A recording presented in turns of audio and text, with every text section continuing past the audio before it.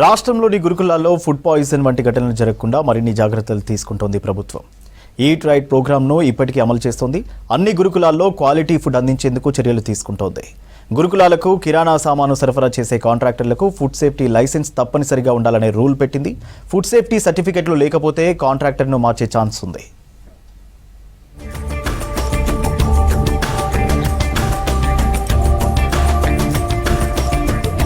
తెలంగాణలోని గురుకులాల్లో food poison ఘటనలు జరగకుండా రాష్ట్ర ప్రభుత్వం చర్యలు మొదలుపెట్టింది. ఎస్సీ గురుకులాల్లో ఈట్ రైట్ పేరుతో కార్యక్రమాన్ని అమలు చేస్తోంది. ఇందులో భాగంగా 238 ఎస్సీ గురుకులాల్లో food safety and standards authority of India state food safety commissioner ఆధ్వర్యంలో తనిఖీలు చేపడుతోంది. ప్రతి ఒక్క విద్యార్థికి క్వాలిటీ ఫుడ్ అందించేందుకు చర్యలు తీసుకుంటోంది.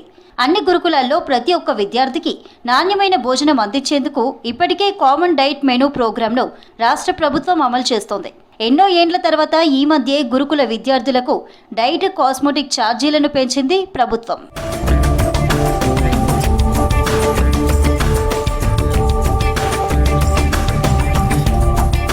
గురుకులాలకు పాలు, కూరగాయలు, నూనెలు, చికెన్తో పాటు కిరాణా సరుకులను కాంట్రాక్టర్లు సరఫరా చేస్తున్నారు. అయితే ఇవి క్వాలిటీ లేకపోవడం, ఎక్స్పైరీ డేట్ దాటిపోవడంతో చెడిపోతుండడంపై ఎన్నో ఫిర్యాదులు అధికారులకు అందాయి. వీటితో వంట చేయడంతో విద్యార్థులకు ఫుడ్ పాయిజన్ అయిన ఘటనలు చోటు చేసుకున్నాయి. వీటికి చెక్ పెడుతూ ఎస్సీ గురుకుల సొసైటీ ఈట్ రైట్ అనే కొత్త ప్రోగ్రాంను తీసుకొచ్చింది.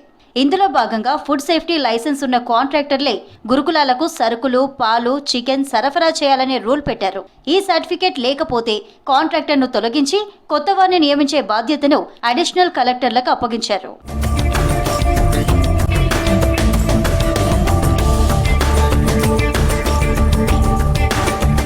ఒక్క గురుకులంలో 4 అంశాలపై FSSAI రిపోర్టులు రెడీ చేస్తున్నారు. ఇందులో కిరాణా సరుకులు, క్యాటరింగ్, కూరగాయలు, చికెన్కు ఇలా ఒక్కో దానికి ఒక్కో సర్టిఫికెట్ను కాంట్రాక్టర్లు తీసుకోవాల్సి ఉంటుంది. రూల్స్కు అనుగుణంగా కాంట్రాక్టర్ల సరఫరా ఉందా లేదా అనేది ఈ లైసెన్స్ ఇచ్చే అథారిటీ గమనించి ఇస్తుందని అధికారులు చెబుతున్నారు. అలాగే గురుకులాలకు సరఫరా అవుతున్న సరుకులపై ప్రతి నెల రిపోర్టులు రెడీ చేసి సొసైటీ హెడ్ ఆఫీస్కు పంపించాల్సి ఉంటుంది. గురుకులాల్లో వంట చేసే ప్రాంతాలు, డైనింగ్ హాల్, సరుకులు నిల్వ ఉంచే స్టోర్ రూమ్ను ఫుడ్ సేఫ్టీ కమిషనర్తో తనిఖీ చేయిస్తున్నారు. వ్యక్తిగత శుభ్రత, క్యాంపస్ నీట్గా ఉంచుకోవడం, ఈ ప్రాంతాలు హైజెనిక్గా ఉండేలా స్టూడెంట్స్కు టీచర్లు, వార్డెన్లు అవగాహన కల్పించడంతో పాటు వారానికి 2 క్లాసులను ప్రత్యేకంగా బోధిస్తున్నారు.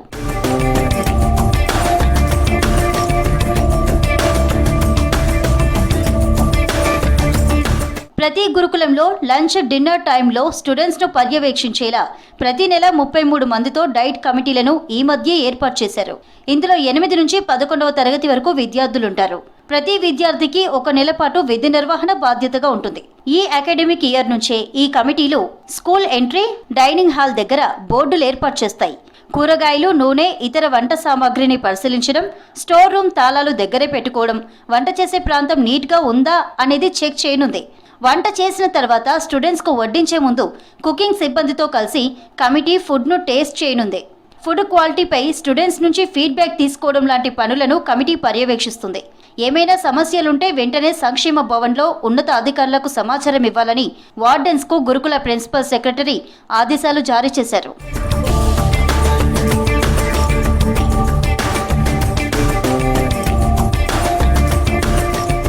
ఈట్ రైట్ ప్రోగ్రాం ద్వారా ఫుడ్ సేఫ్టీ అధికారులు జిల్లా కేంద్రంలోని ఎస్సీ గురుకులాల్లో తనిఖీలు నిర్వహించాల్సి ఉంటుంది. వారంలో కనీసం 2-3 సార్లు రెగ్యులర్ విజిట్స్ చేయాలి. కిచెన్ వాతావరణం, ఫుడ్ సేఫ్టీ కమిషన్ నియమ నిబంధనలను పాఠశాలలు పాటిస్తున్నాయా లేదా అనేది పరిశీలిస్తారు. FSSAI రాష్ట్ర ఫుడ్ సేఫ్టీ కమిషన్ నిబంధనలు పాటించే గురుకులాలకు FSSAI ద్వారా ఈట్ రైట్ సర్టిఫికెట్లు జారీ చేస్తారు. లోపాలున్న గురుకులాలకు సంబంధించిన రిపోర్ట్ను హైదరాబాద్లోని ఎస్సీ గురుకుల సొసైటీకి పంపించాల్సి ఉంటుంది. లోపాలుంటే ఆయా కాంట్రాక్టర్లు అధికారులపై చర్యలు తీసుకోనున్నారు. అలాగే తెలంగాణ ఫుడ్ సేఫ్టీ కమిషన్ జారీ చేసిన ఈట్ రైట్ హ్యాబిట్స్ పుస్తకాన్ని విద్యార్థుల కోసం సిలబస్లో భాగం చేయనున్నారు.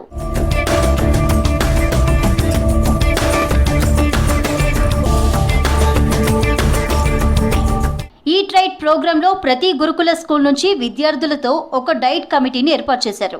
వీరిని మానిటరింగ్ చేసేందుకు 2 టీచర్లతో ఈట్ రైట్ వాలంటీర్లను నియమిస్తారు.